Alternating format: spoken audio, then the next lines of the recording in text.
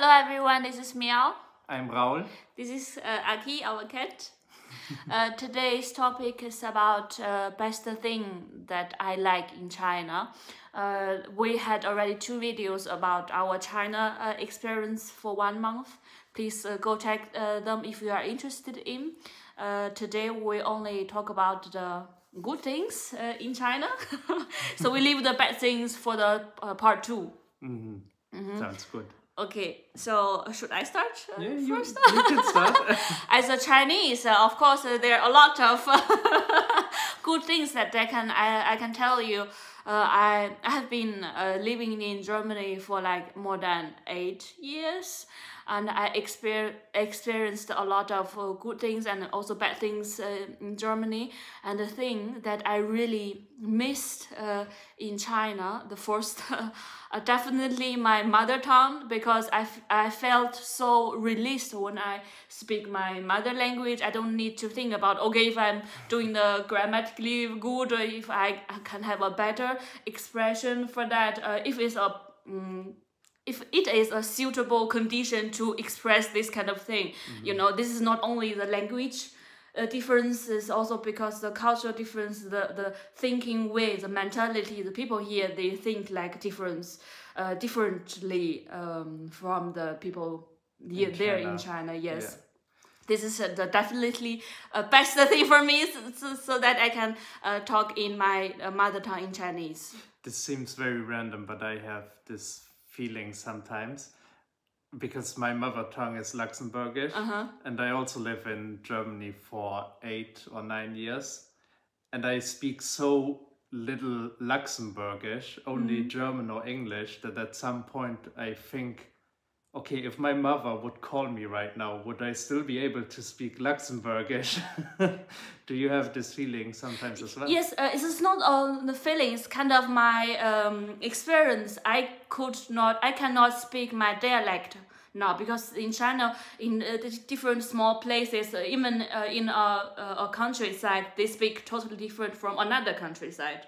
So they have a lot of dialects. They don't really understand each other. But my problem is this: now I cannot speak my dialect. What my mom and my sister, they speak. They can speak fluently and very locally dialects. I cannot. I can only listen to it and understand it, but I speak mostly in Mandarin. It's kind of a loss for me, because I mean, dialect there are a lot of very vivid impressions for the kind of things, but you don't have it in Mandarin.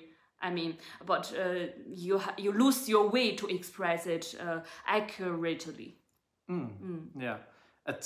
Yeah, to some extent this is of course a negative thing, but to some extent it's also like a positive thing, because like you may have lost like the dialect that you spoke, but for that you are speaking English now, you are speaking German. Yes, they all talk that language is kind of a window for you, or a kind of thing for you to know more about the world. The more languages you know, the more way that you can think in about this world. You know? But I mean, this is definitely a good thing for me to speak mother tongue. Bad thing for me to lose the ability to speak my dialect. The second good thing is definitely food, because food is very, very important in our country, in our culture. The most of the time is that we are thinking about, okay, what we will eat for the next meal. How could we prepare for it? Where is the best restaurant for which kind of food? This is a kind of very important main topic in our life. I still don't understand a lot of Chinese, but there are 2 words that I definitely know about. It's 吃饭, and I think it's the 2 words that I heard the most during my time there. It means go to eat. Yeah. I am aware of that. And we also greet each other like, did you already eat? Like 你吃饭了吗? 你吃饭了吗 means how are you? Means did you already eat means how are you? Also, it's kind of cultural. It was always for me a thing of like, you are already talking about what to eat next after just eating, and I was just like full. My belly was so full I couldn't think of eating anymore. And for you, your family, and so on, it was like it's really like a kind of a polite way to show welcome to our guests. It means if you eat full or if you eat over full, it means we are good hosts for you. I'm sorry, it's unhealthy, but this is how it works. And the last thing it's not the last but not least thing is that I was surrounded by my family members, and that was definitely should be the best thing for me, because living here in another country is not an easy thing. Even if you know everything, how everything works here in another society, it does not mean that you belong to this society, because they are always the people, they look at you differently, like because you look differently from the appearance, and they will maybe think you as a different person from the local people there, and if they are resistant, they will say, okay, go back to your country, why you're living here, where you take our job from us, why you take money from our society, like this benefits, you enjoying the benefits that our society offers you, kind of these shitty things, and I will never experience it in my country. This is the three best things for me. How about you? Well, coming back to food, actually. Okay. It's always about food. One of the things that I found really interesting is how restaurants in China work differently from those in Europe. As a good example, in most restaurants that we could simply pay with, I think it was Alipay, just straight from our table. So we finished eating and you took out your phone and you just paid by Alipay. Yes, we can also order it by scan the QR code, and if we order it online with the QR code, we can also pay it directly online. Yeah, with the QR code, this is a thing that is also in some places in Germany in restaurants, but not as much as in China. In China, it's in every restaurant. As not only for a restaurant, but also for the public transportation, like for the bus, for metro, we can all pay by Alipay or WeChat Pay with this QR code. So it's quite convenient if you are a Chinese, because for the foreigners, you are actually not allowed to use it before you have the Chinese bank account. Yeah. They don't accept the foreign banking account. I also tried it with my American Express. They don't accept it. Or my German credit card. No. Only if you have your Chinese banking account as well as Chinese telephone number. I think Shanghai was the only exception, because in Shanghai I could use my own account actually. Yes, because Shanghai is the most international city in China. That's true. That's true. So be careful if you don't travel in Shanghai, but in other countries, in other cities, there. Keep it in mind that you need the local telephone number and local banking account.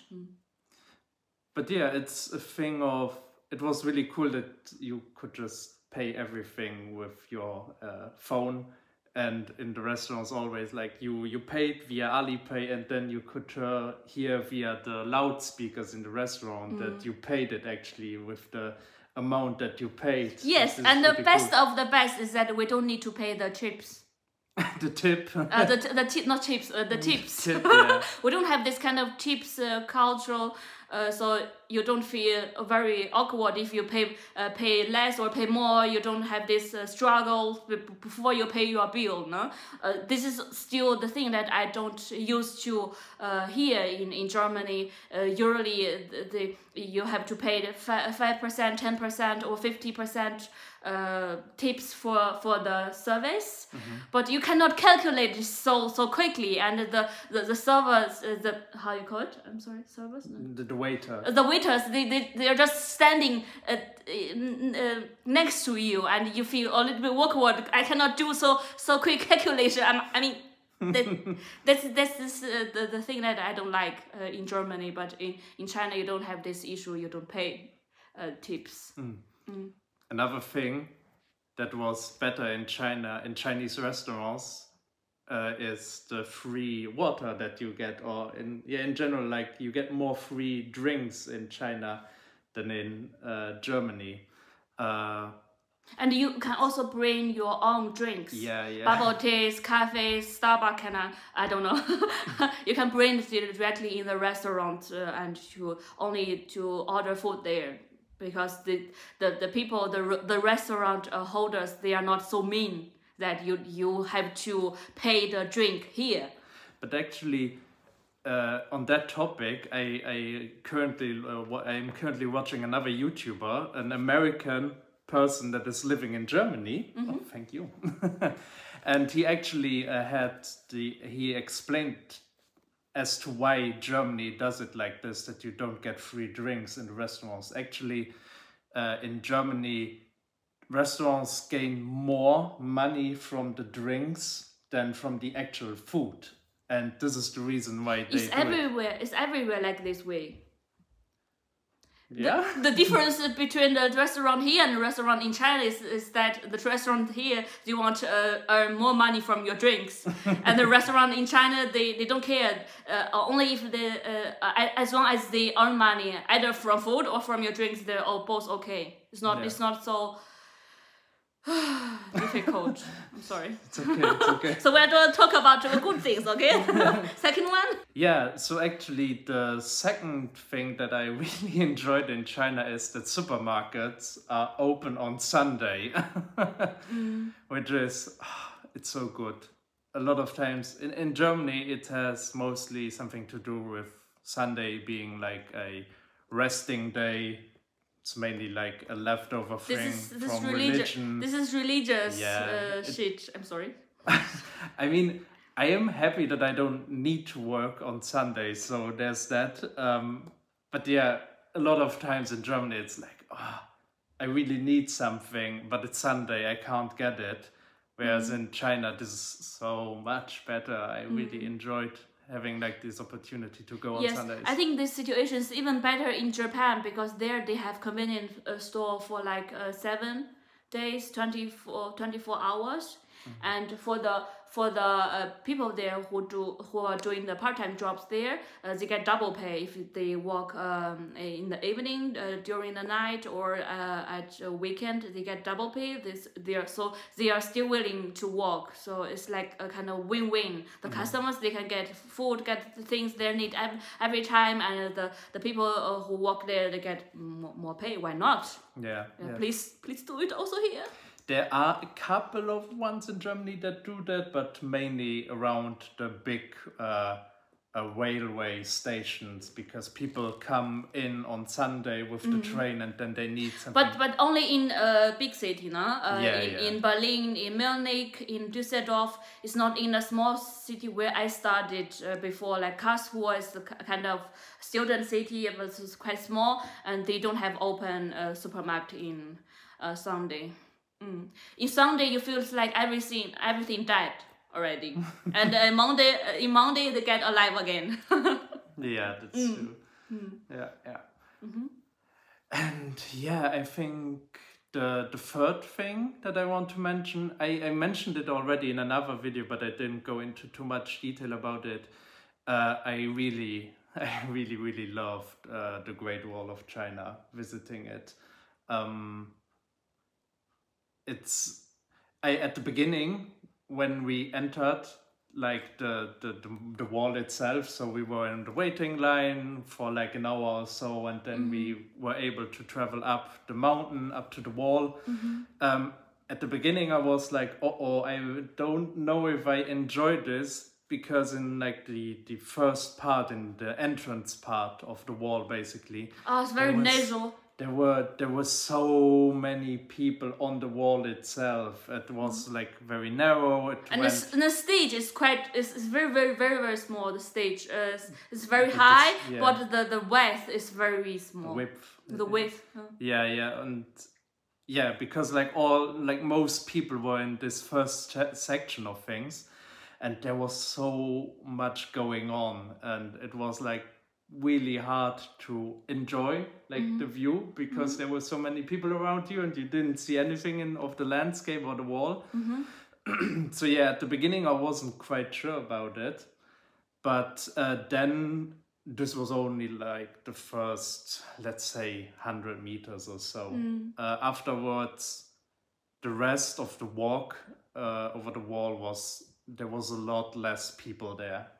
And you really had the opportunity to look at things, enjoy the landscape, enjoy like the wall itself, seeing like how the wall goes up and down and left and right. Yeah, and I'm not sure, like afterwards I thought about it, but could it be that like this first section is like very much focused on getting up there, seeing the wall, but a lot of people can't travel the rest of the way because like the stairs are very steep. It is hard to climb the wall, and older people can't necessarily do that.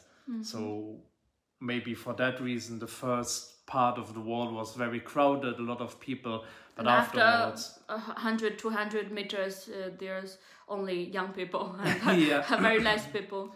Yeah, not only young people, there were definitely some middle-aged people, I would say, but and they walked so faster, even faster than other young people, and but they were not afraid of this height of stage. Yeah, in a couple of sections of the wall, it was really you were like at the top of the wall, and then you looked down the stairs to get to the next section, and it almost felt like you need to climb down, holding onto everything that you can so you don't fall to your death. Basically, there were a lot of situations where you couldn't go down the steps walking forward, but you basically turned around and walked it down backwards so that you can hold on to more things and be more safe.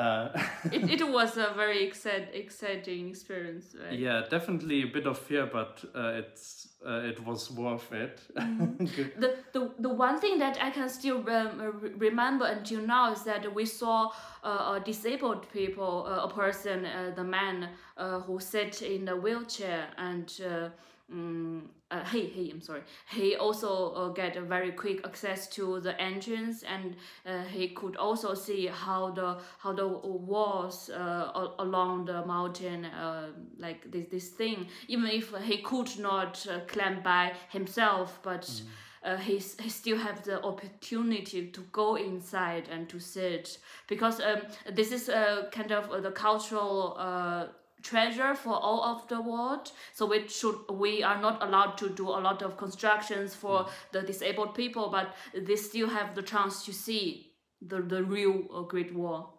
So this is very impressive for me. Even though I found it a bit dangerous how to get to the top of the mountain, because there was, I'm not sure how you call it in English actually. It's like a gondola. So basically it's like a cart that is underneath a rope, and it goes up the rope like this. I think it's called a gondola. I'm not quite sure. But yeah, basically you need to enter this cart very quickly to get to the top. And this person in the wheelchair was having a hard time of getting in there because it doesn't stop. And this was a bit, hopefully this goes well. But yeah, at the end, everything went well, and the person could see the wall from on top. One thing that I have to mention is that there are no toilets, for for the tourists. So please clean yourself before you climb the wall. So it takes usually 1 to 2 hours from one entrance to another entrance of the Great Wall. So it might take some time for you to hold yourself. That I, at some point during the walk, I really needed to go to the toilet. But I guess like just being on top of the wall, seeing like this beautiful landscape, I was able to ignore it for the time. And then once we were down there, we needed still to go through like 100-200 meters of shops and yeah. Yes, the commercial area. But then finally we had a toilet to go to. But this, I mean, except this, the Great Wall, because the historical, the cultural protection reason, you can find basically public toilets and free everywhere. This is still very, very good thing in China, because even if in Berlin, it is a big city, capital city, we cannot easily find a public toilet here, and we have to pay like 1 to 2 euros for usage. Which I don't, just to wrap it up with that topic, maybe, it's true. China definitely has more public toilets. So yeah, that's definitely a positive thing. But I would also like to say, normally German public toilets are cleaner, I think. Especially because there's this thing of paying a small amount of money to get into public toilets in Germany.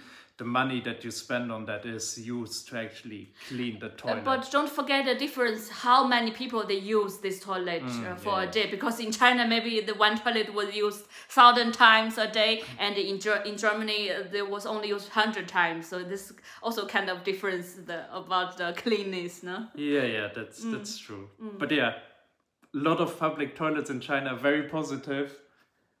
Maybe a bit negative. Let's talk about this standing toilet in our second part of the video. The bad things in China. So sounds good. I talked about 3 things that I like in China, and I'll talk about 3.5 things he liked in China. Maybe you can tell us about your opinion if you have a chance to visit China, or what things you like most about China. And next video we will talk about the things that we both don't like in China. The worst things. Yes. Okay. Have a nice day. See you. Bye. Bye.